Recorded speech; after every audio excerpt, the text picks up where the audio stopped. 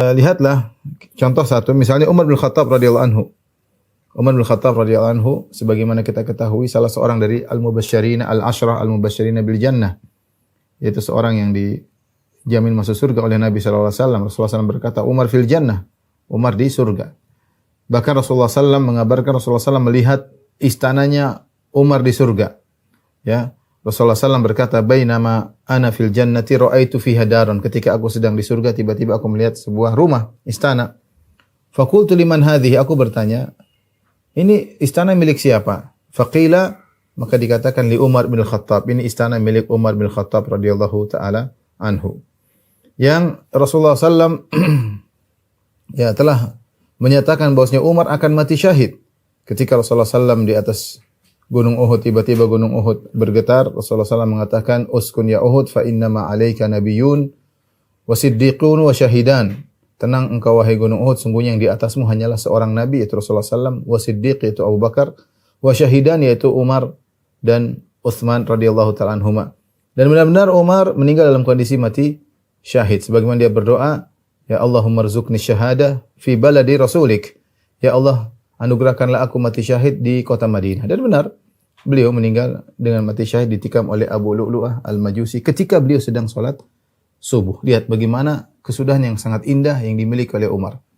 Umar dijamin masuk surga, sangat bertakwa kepada Allah Subhanahu wa taala, dikenal sebagai penguasa khalifah yang sangat adil. Kemudian meninggal dalam kondisi sebabnya adalah ditikam ketika sedang salat. Tetapi Umar adalah orang yang tidak pernah pede dengan kesudahannya.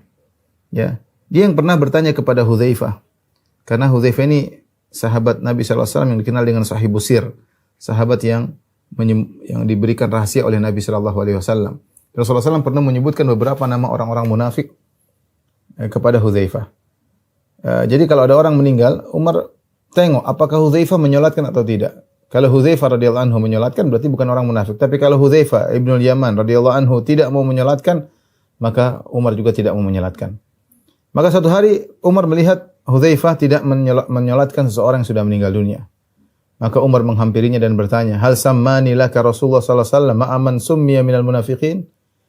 Wahai Hudzaifah, apakah aku termasuk orang yang disebutkan sebagai orang-orang munafik oleh Nabi sallallahu alaihi wasallam? Kata Hudzaifah, "La, tidak. Wala uzaki ba'daka ahadan." Aku tidak akan menjawab pertanyaan ini lagi setelah ini. Jadi Umar orang yang apa namanya? Yang sangat bertakwa tapi tidak pernah pede dengan imannya. Tidak tahu kesudahannya. Bahkan ketika dia sudah ditikam dan akan meninggal dunia, ada seorang muji-mujinya. Umar engkau begini, Umar engkau begini. Umarnya berkata, "Kafafan lali wala alayya." Semoga impas. Yang penting aku selamat. Yang penting aku selamat ya. Tidak untukku dan tidak juga atasku.